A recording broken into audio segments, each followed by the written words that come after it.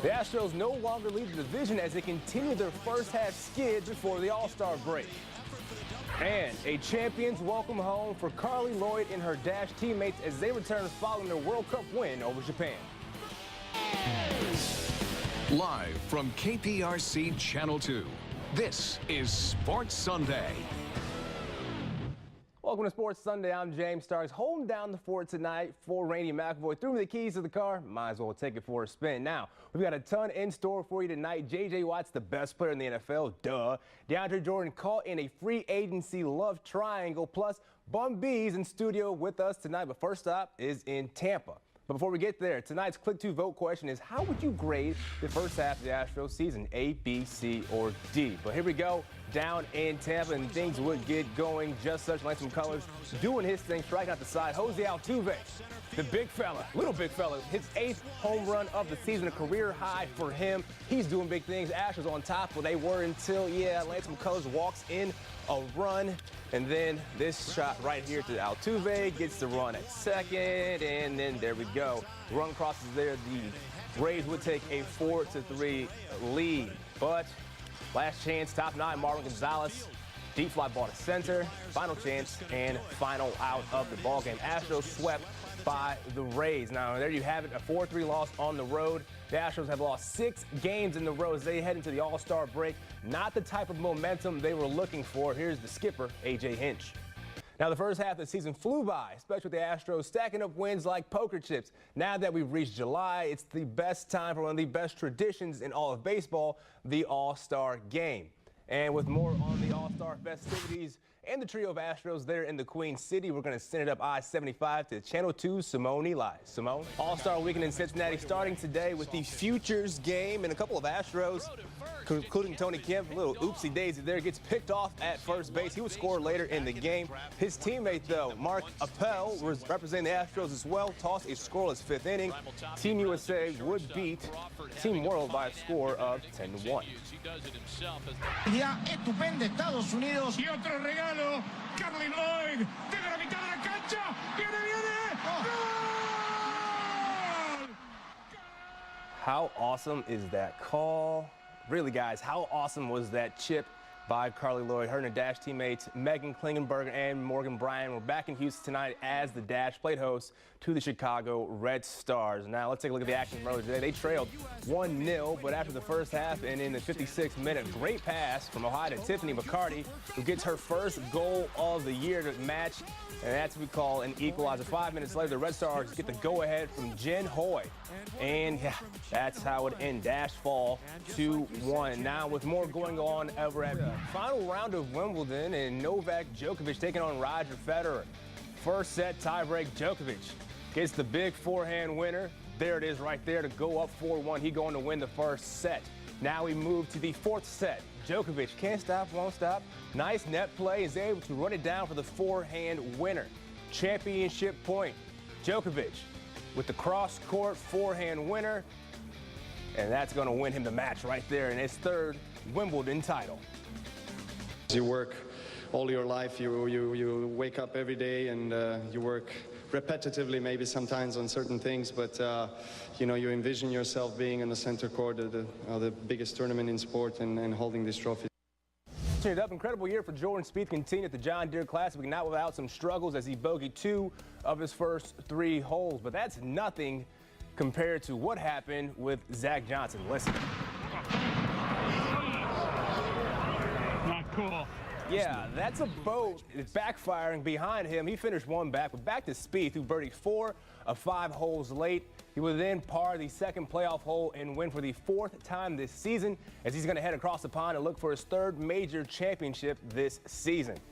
The Mets, though, they swept the Cubs last night and advanced to the World Series for the first time since 2000. But the bigger story here is how wrong Michael J. Fox and Christopher Lloyd were in Back to the Future. In the movie, the Cubs won the World Series in 2015. So I guess, guys, we need to go on and hop back into our own DeLorean. According to reports, Astros outfielder Colby Rasmus has accepted his qualifying offer at just under $16 million to return to the club next season. But more news about one of his teammates, Mr. Jose Altuve. Altuve has a new trophy, and that new trophy is a 2015 Silver Slugger Award. Altuve becomes the third player in franchise history to win the Silver Slugger and Gold Glove in the same season. Jeff Bagwell and Craig Biggio did it before him. He hit .313 with 40 doubles and a career-high 15 homers.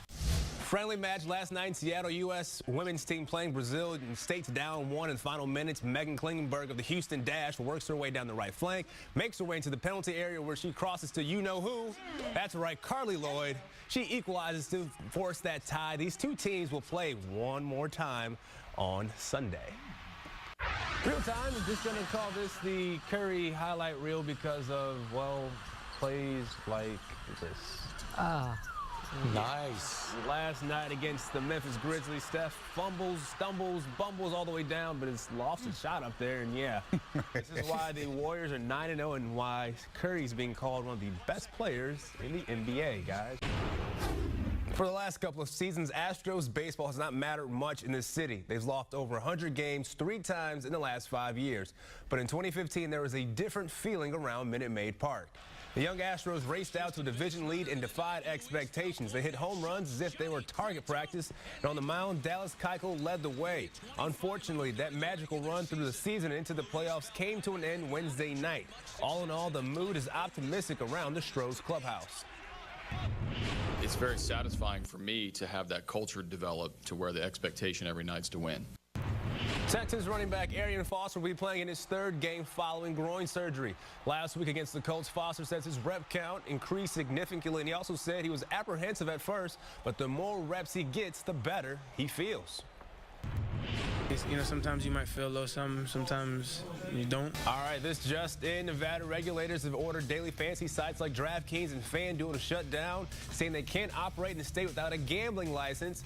Growing backlash. And, well, guys, it looks like we're going to have to find something else to do on the weekends when it comes to finding a second source of income, because these sites are down as of right now. Well, sounds like someone was doing pretty well. Yeah, apparently so. $1 million winners and guys making 6 figures playing fantasy football. And I'm going to have to go back on the street playing the old 3 card. The old shell game What's action. the world coming to? The Texans have struggled to create turnovers this season, but last week against the Jags, they secured more than half of their season total. And in that game, 3 of the Texans' turnovers came from one person, safety Andre Howell. Howell came away with 2 interceptions, including this pick 6 in the 4th quarter. In his 2nd year, he's made the switch from corner to safety. Head coach Bill O'Brien praised his versatility. Very football savvy guy, studies a lot of tape. Speaking of Hal, I sat down with him and discussed this weekend's game and, well, who's the best bowler out of all the defensive backs? You can see that interview and much more on Texans Game Day, Sunday morning at 8:30. But first, you may have seen him at the Toyota Center cheering on Clutch City, but Houston rapper Bun B joins me in studio. That's coming up next.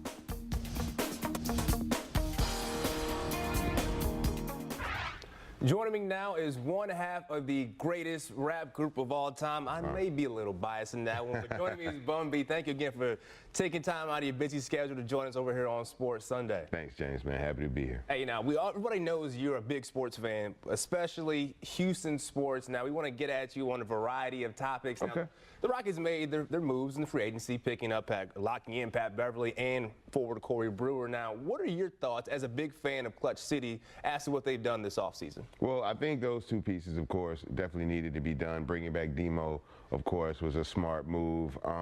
I know for a fact that the Rockets were trying to pull in some of those big names during this free agency situation. So just like he brought in Brewer and J.R. Smith last year, I think, you know, Daryl Morey is going to bring in some things later on in the year. Daryl might have to hire you, man. You bring out the MLE talk and everything. He might have to put you in the front office. Now, a Houston guy, not a target that the Rockets had a legitimate shot after, DeAndre Jordan of the Los Angeles Clippers. Now, right. His whole thing, met with the Mavericks, gave a verbal to Cuban and his guys, but in the last few hours of that moratorium period, things kind of changed as he flip-flopped. Now, the Clippers brought in the Avengers, Steve Ballmer, Chris Paul Pierce, Doc Rivers. They all came down here to persuade Jordan. Now, he went back on his word.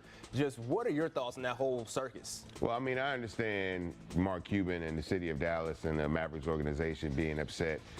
It's going to be interesting when the Clippers play the Mavericks in Dallas. Oh, yeah. Those fans are going to give him the business. But, you know, you got to do what's best for you. You know, you got to make the decisions about your future and your life and take yourself into consideration because, I mean, Mark Cuban's a billionaire. He's going to make all his moves depending on what he needs to do and the best interest of himself and his organization. The NFL Network had their Top 100 series come to an end, and J.J. Watt was picked as the top player in the NFL. And it's not just a ranking by the media, it's judged by his peers. 20.5 sacks, 4 forced fumbles, and he had more touchdowns than some Jacksonville Jaguars wideouts even had all season long. What are your thoughts on this guy? Well, I mean, I always liken J.J. Watt to Superman. You know what I'm saying? Okay. I always say, like, what is it he can't do? You know, he stops touchdowns. He makes touchdowns. He kisses the kids. He salutes the troops. He rescued my dog one time. That's a whole other story. Of course, we want to thank Bun for coming on out, man. Thanks, Jeff. We got to get you on Sports Sunday again. Let's do it. I'll come back and tell you about J.J. rescuing the dog. You heard him. Thanks to Bum B on that. All right, running back Arian Foster spent a little bit of time on the field. The veteran hosted his annual football camp for kids over at Westfield High. Now, Foster helped the young guy with some fundamental skills and offered tips to better their game. Arian said it's all about being a good role model for the younger players.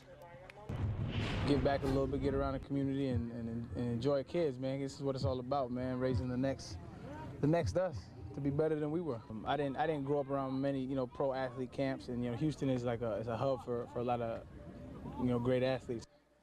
All right, the Midsummer Classic is just a couple of days away, and the Astros have 3 members of the organization involved. Skipper A.J. Hinch, pitcher Dallas Keuchel, and second baseman Jose Altuve are all heading to Cincinnati for the festivities. Now, with more on how things are going in the 5-1-3, we send it back out to Channel 2's Simone Eli. Simone?